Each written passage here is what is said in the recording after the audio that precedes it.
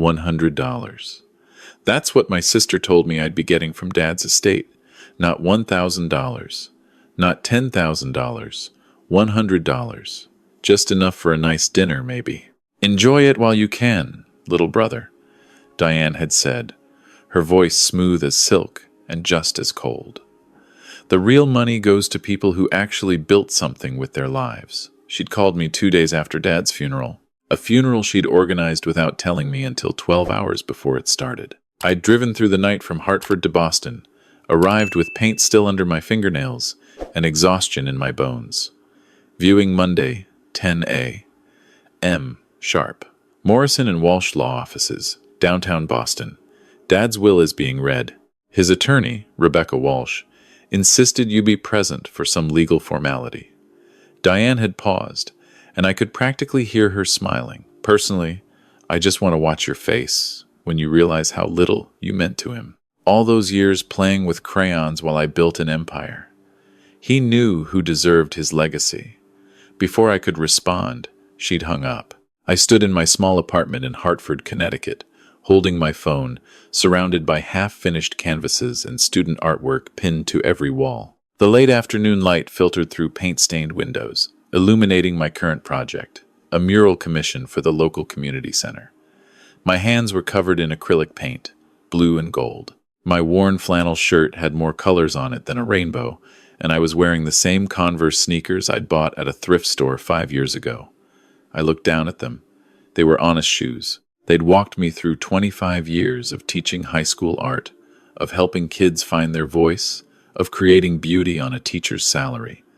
Diane had always despised that about me. While she wore designer suits and closed million-dollar deals, I wore paint-splattered jeans and taught teenagers how to see the world differently.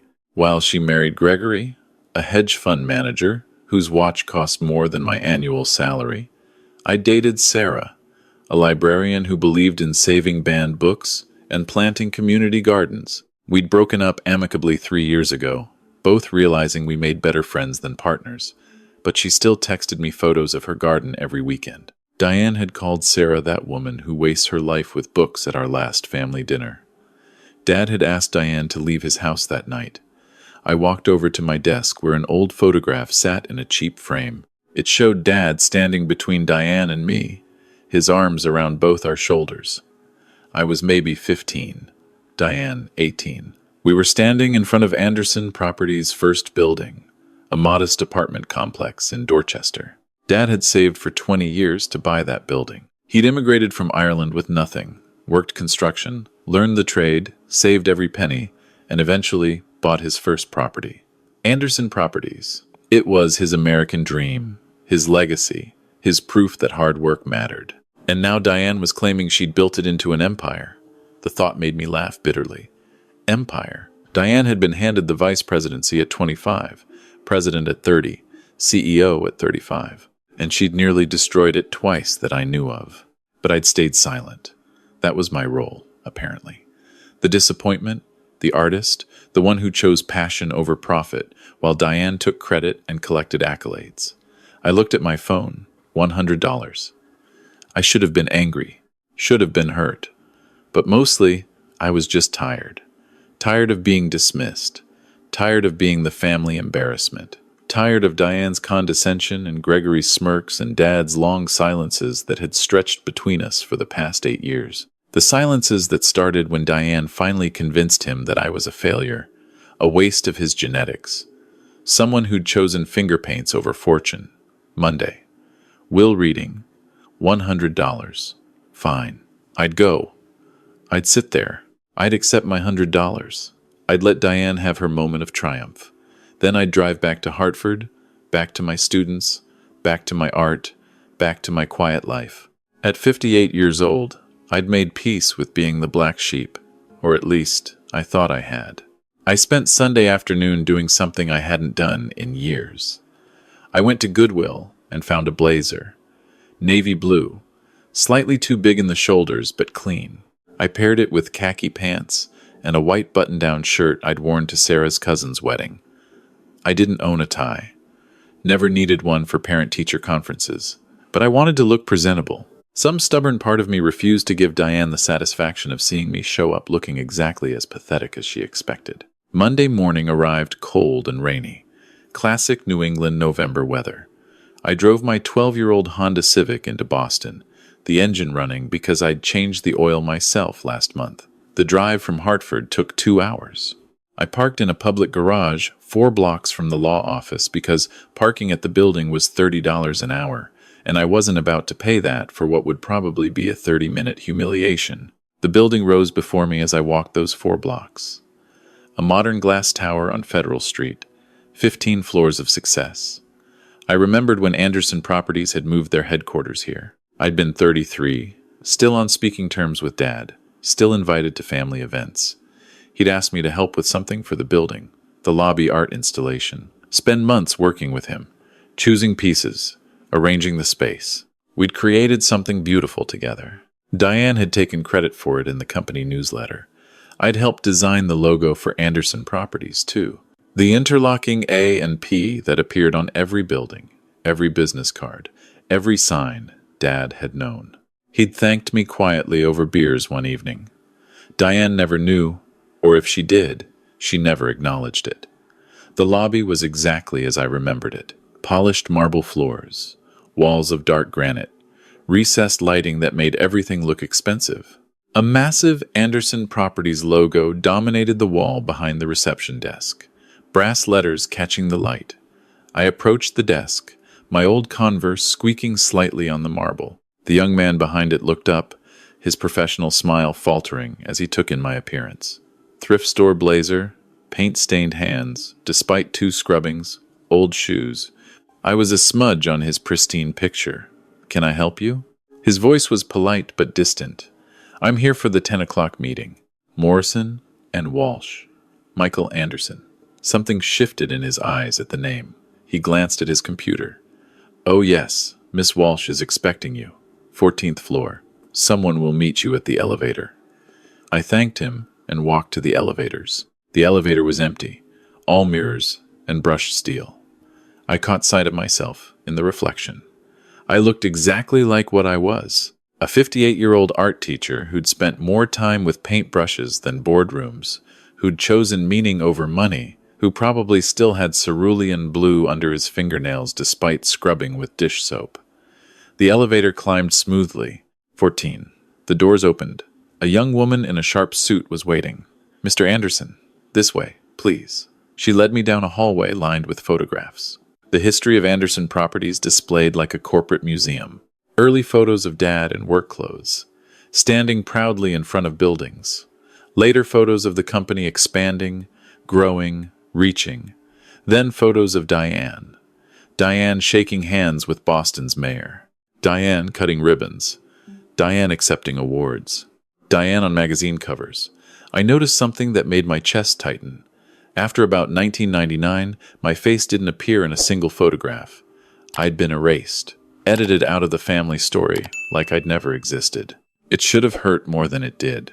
Maybe I'd been expecting it. The conference room door was ahead, solid wood with brass handles. The young woman opened it.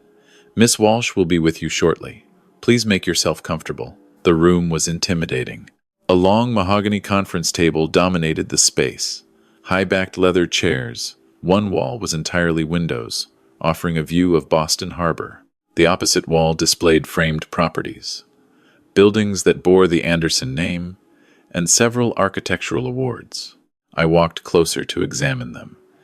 Anderson Properties owned 42 commercial buildings across Massachusetts, Rhode Island, and Connecticut. I'd consulted on the designs of 8 of them, always anonymously, always through intermediaries. My name didn't appear on any of the plaques. Well. You actually showed up. Diane's voice cut through the room. I turned.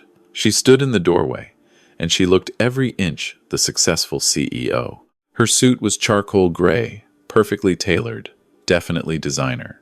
Her silver hair was styled in a sharp bob. Her jewelry caught the light, diamonds and platinum. Behind her stood Gregory, her husband, looking like he'd stepped out of a golf magazine. And next to them, a woman I didn't recognize, mid-40s, dark hair, carrying an expensive leather briefcase. "I got your message. I said quietly. Diane walked in, Gregory and the woman following. She looked me up and down with poorly disguised contempt. Goodwill, Michael? You shouldn't have dressed up on my account. Gregory let out a short laugh. The other woman remained neutral, professional. This, Diane said, gesturing at me while addressing her companions, is my younger brother, Michael. The family disappointment. Spent his entire life playing with crayons while real people built empires. She turned back to me. Gregory, you remember Michael, don't you, darling? From the wedding? Vaguely, Gregory said, his tone bored. You were the one who gave us that hideous painting as a wedding gift. That was Dad's funeral, actually, I said softly. You'd mentioned you liked Van Gogh. I painted a copy of Starry Night. It took me 3 months. Diane waved a hand dismissively. And we donated it to a church rummage sale. This is Patricia Morrison, by the way, senior partner at Morrison and Walsh. She'll be documenting today's proceedings. Miss Morrison nodded at me, her expression unreadable. Where's Rebecca Walsh? I asked. Your message said she'd be conducting the meeting. She's running late, Diane said, taking a seat at the head of the table. Traffic from Cambridge. You know how Rebecca is? Always late, she gestured impatiently. Sit down, Michael. Don't hover by the door. You're still technically family, even if you haven't contributed to the family business in, 25 years? 25, I confirmed, taking a seat near the door. I left Anderson Properties 25 years ago. That's right. You left. Walked away from a guaranteed executive position to go teach children how to finger paint. Diane shook her head in mock sympathy. Dad was so disappointed. Do you know that? He used to say, Diane, I don't understand your brother. I built this company for both of you, and he just walks away to play artist. That wasn't true. I knew it wasn't because I remembered the conversation when I told Dad I was leaving. I'd been 33, working in Anderson Properties Development Division for 5 years. Diane had just been promoted to president despite being only 37 with barely 10 years of experience. She'd started changing things immediately. Canceling projects, redirecting funds, taking credit for other people's ideas. I designed a sustainable building concept that would have saved the company hundreds of thousands in energy costs and attracted environmentally conscious tenants. Diane had presented it to the board as her innovation. When I'd confronted her, she'd laughed in my face. Welcome to the real world, little brother. Ideas are cheap. Presentation is everything. You either play the game or you leave the table. I'd left the table. Dad had been sad but understanding. If you need to follow your heart, Michael, I won't stop you, he'd said. But remember, there's always a place for you here. Always. That place had apparently expired somewhere around the time Diane convinced him I was worthless. The door opened, and Rebecca Walsh walked in. I felt something in my chest unclench slightly. Rebecca was 72, silver-haired, with the kind of sharp eyes that missed nothing. She'd been Dad's attorney for 30 years, his friend, his confidant. She'd attended my high school graduation. She'd sent me a card when I got my teaching certification. She'd called me after Dad's death, her voice thick with emotion. I'm so sorry, Michael. I'm so sorry. Rebecca looked at me, and I saw something in her expression, something sad and knowing and almost apologetic. She nodded once, then turned to Diane. Thank you all for coming. I know this is a difficult time. Her voice was formal, professional. She walked to the far end of the table and set down her briefcase. From it, she pulled a folder. Not just any folder, but one I recognized. Dad's green folder, the one with the coffee ring on the corner that he'd carried for decades. Can we expedite this? Diane said, checking her phone. I have a lunch meeting with the mayor's office. New development project. Very important. Rebecca looked at her with an expression I couldn't quite read. Of course. As you know, I've been Patrick Anderson's attorney for 30 years. I also serve as executor of his estate and trustee of his controlling interests during this transition period. What you may not know is that Patrick spent the last year of his life making very specific arrangements. Yes, Diane said impatiently. He left the company to me. We all know this. I've been running it for decades. This is just a formality. "If I may continue," Rebecca said, and there was steel beneath the politeness. Diane's mouth closed. Rebecca opened the folder. "We'll begin with preliminary bequests.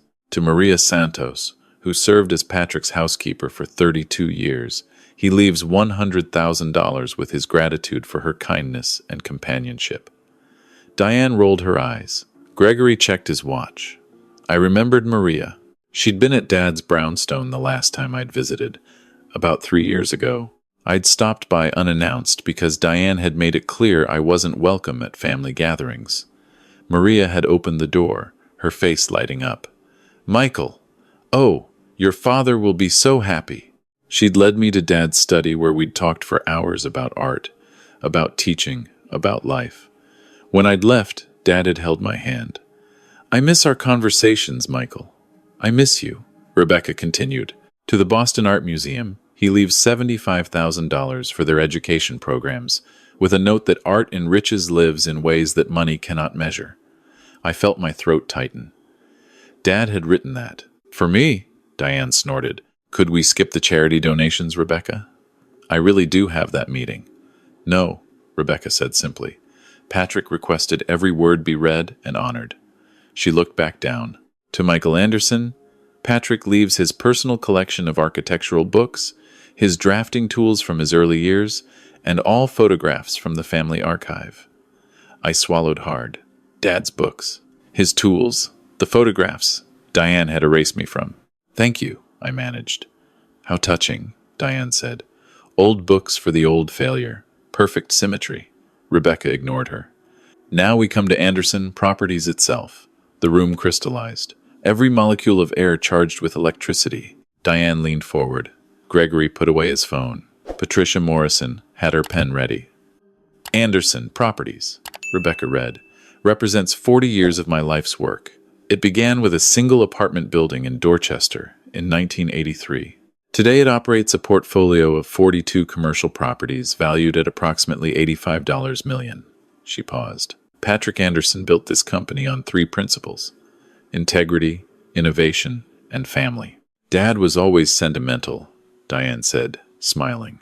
"The controlling shares of Anderson Properties," Rebecca continued, "currently represent 68% of voting stock. These shares have been held in trust since Patrick's death, pending this meeting. The question is, who will inherit this controlling interest?" "Obviously me," Diane said, starting to stand. "Obviously. I've been CEO for 23 years. I am Anderson Properties.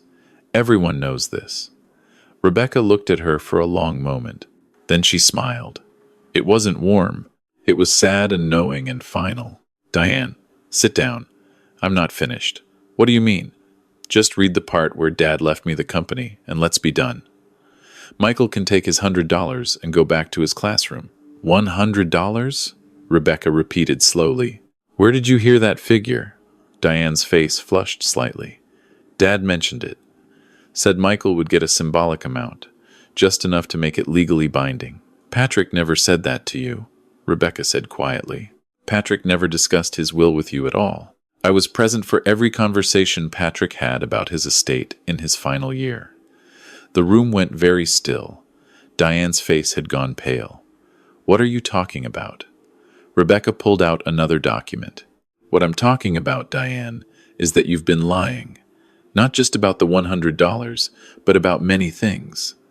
And your father discovered it."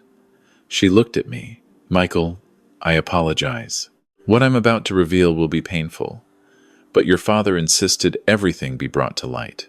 My heart was hammering. "What do you mean?" Rebecca took a breath. 1 year before his death, Patrick began experiencing some concerning symptoms: fatigue, confusion. He was worried about his health, so he asked me to help him conduct a comprehensive review of the company's finances and operations. He wanted everything in order. "His health issues turned out to be stress-related," Diane interrupted. "The doctor said so." "His health issues turned out to be caused by what he discovered during our review," Rebecca continued. She pulled out a thick stack of documents. "He discovered, Diane, that you'd been systematically defrauding the company and its investors for over 12 years. The words hit like a physical blow. Gregory went pale. Patricia Morrison's eyes widened. Diane shot to her feet.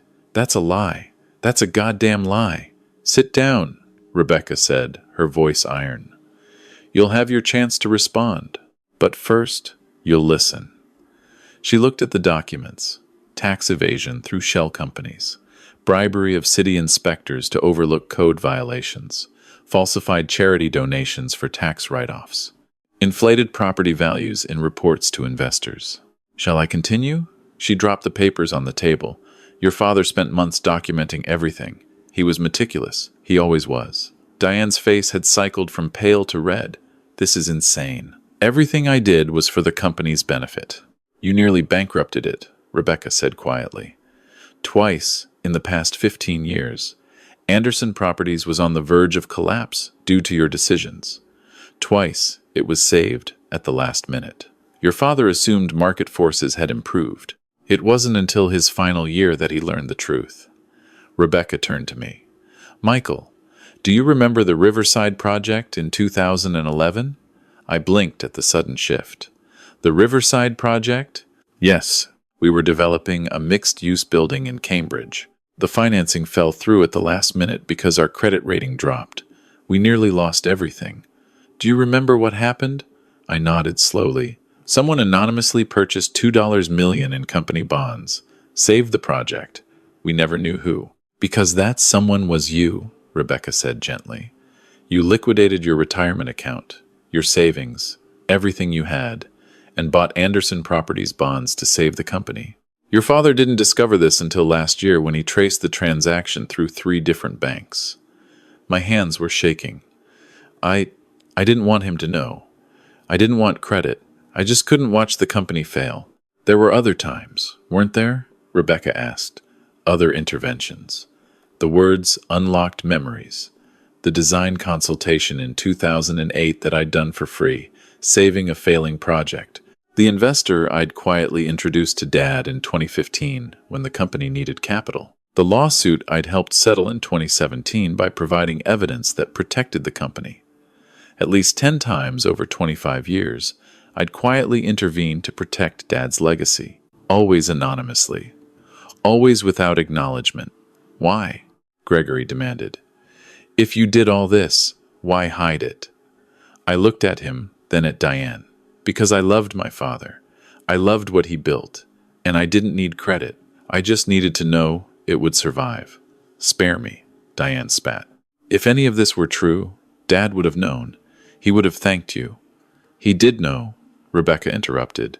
At least, he suspected. When Patrick saw the pattern of anonymous interventions, he started investigating. He was brilliant, your father.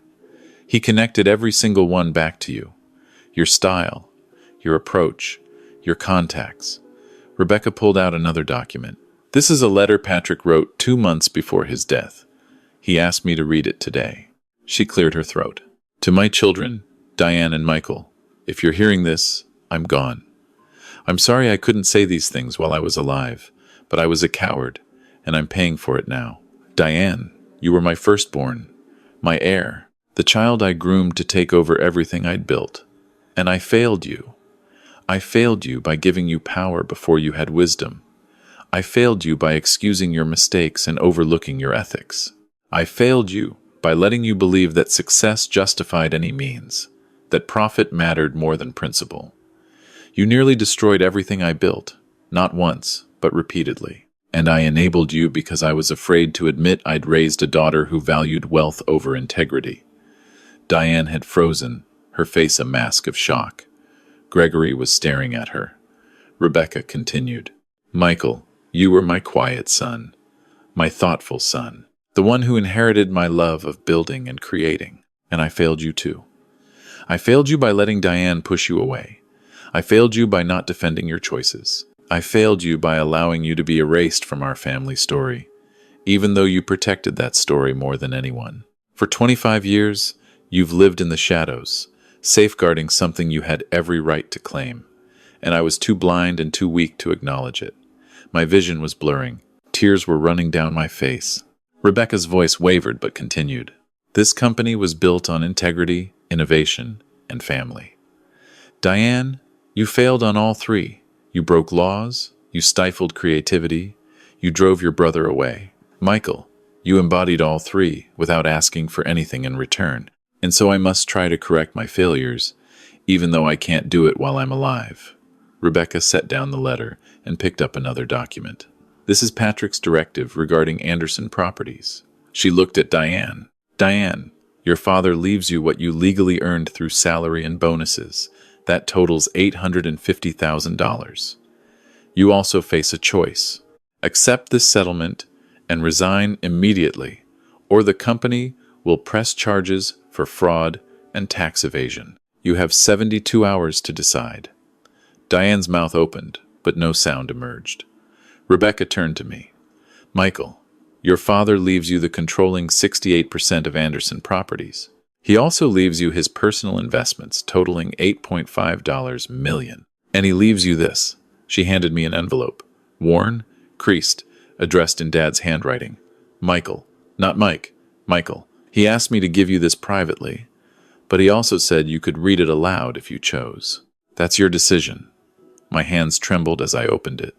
2 pages in Dad's familiar script. Michael, I read, my voice barely steady. By the time you read this, I'll be gone. I'm sorry I waited so long to say what should have been said years ago. I'm sorry I let Diane convince me you didn't care about our work. I'm sorry I believed her lies about you being a failure. The truth is, you were never the failure. I was. I failed you by not standing up for you. I failed you by being too weak to confront Diane. I failed you by letting you save my company again and again without ever saying thank you. I had to stop. My throat closed.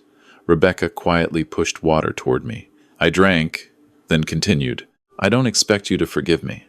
I don't expect you to even want the company. You've built a good life, teaching, making art, making a difference. Maybe you'll choose to keep that life. But I'm giving you the choice I should have given you 25 years ago. The choice to lead. The choice to create. The choice to take what was always yours and make it better. Whatever you decide, know this. I was always proud of you. Every painting you made, every student you taught, every silent sacrifice you made to protect something that should have been protecting you. I knew, Michael. I always knew you were the son who truly understood what this company was meant to be. A place where integrity matters, where innovation thrives, where family means more than blood. It means loyalty, sacrifice, love. I love you, son. I'm sorry I didn't say it enough. Dad. The silence was absolute. I carefully folded the letter. When I looked up, Gregory was staring at Diane with horror. Patricia Morrison was looking at her like she was radioactive. And Diane was standing there, her carefully constructed world crumbling. This is she started, but her voice broke. This is impossible. Dad was sick. You manipulated him, Rebecca. You and Michael. You planned this. Your father, Rebecca said coldly, was examined by 2 independent physicians in his final months. Both certified him as mentally competent. Those certifications are part of the legal record. You can fight this if you want, Diane. You can tie it up in courts. But in the process, evidence of your fraud will become public. Your reputation will be destroyed. Is that what you want? Diane looked around wildly. Gregory, tell them this is wrong. Gregory stood up smoothly. Actually, Diane, I think I need to call my attorney. If you've been committing fraud, that affects our marital assets. We need to discuss this. He picked up his briefcase. Excuse me. He walked out without looking back. Diane, Gregory called, but he was gone. She turned to Patricia. Say something. You're the lawyer. Patricia closed her briefcase carefully. Miss Anderson, I represent Morrison and Walsh, not you personally. Given what I've heard, I'd strongly recommend you retain independent counsel. As for me, my firm's loyalty is to Anderson Properties itself. If Mr. Anderson is now the controlling shareholder, he's my client. She looked at me. Mr. Anderson, I'm at your service. Diane stood there, abandoned by her husband, dismissed by the attorney. You, she said, pointing at me. You did this. You poisoned Dad against me. You sabotaged me. This is all your fault. I stood slowly. No, Diane, this is your fault. You had everything. You had Dad's trust. You had the company. You had the respect of everyone. And you destroyed it because you couldn't stop being greedy. Because you had to push me out. Because you had to prove I was nothing. I took a breath. But I was never nothing. I was just quiet. And you mistook quiet for weak. I built this company, Diane shouted. I made it what it is. You nearly destroyed it, I said softly. Multiple times. And each time, I fixed it. Not for you. Not even for myself. But for Dad. For the 200 employees who depend on this company. For the legacy that meant something before you corrupted it. Rebecca stood. Diane, 72 hours. I need your decision in writing. She began gathering papers.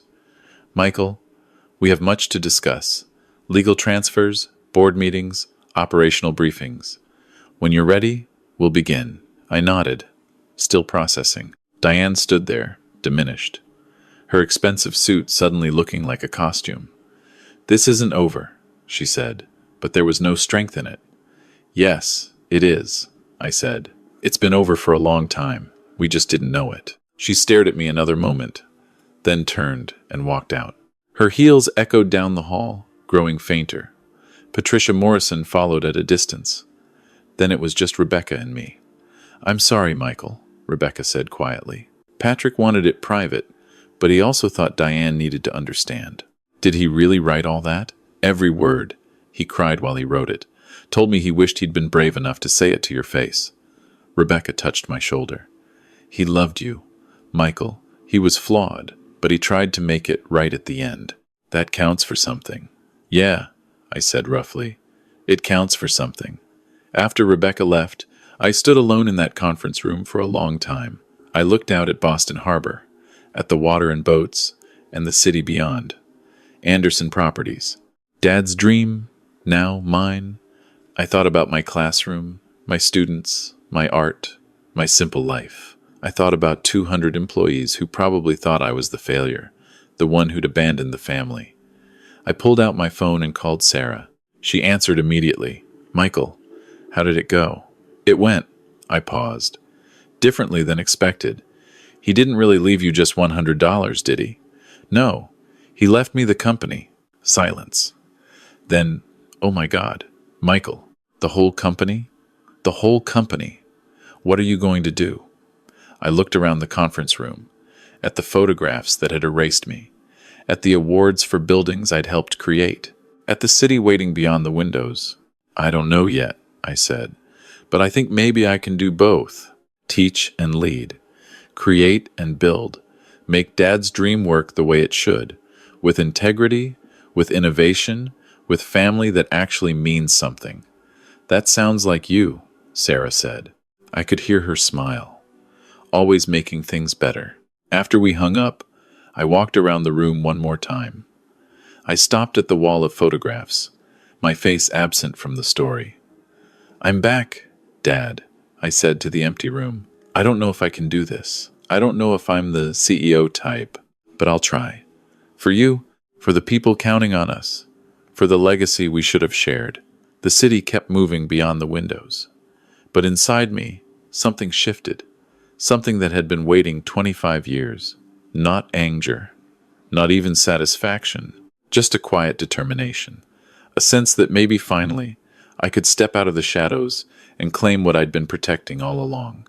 Anderson Properties, Dad's dream, my burden, my responsibility, my chance to prove that the quiet ones, the ones who teach instead of take, the ones who create instead of consume, might be exactly who should lead. 4 blocks away, my old Honda waited. I'd walk back to it eventually, but first, I had work to do. Real work. The kind that might change 200 lives. The kind that honors a father's legacy and validates a son who never stopped believing, even when everyone else did.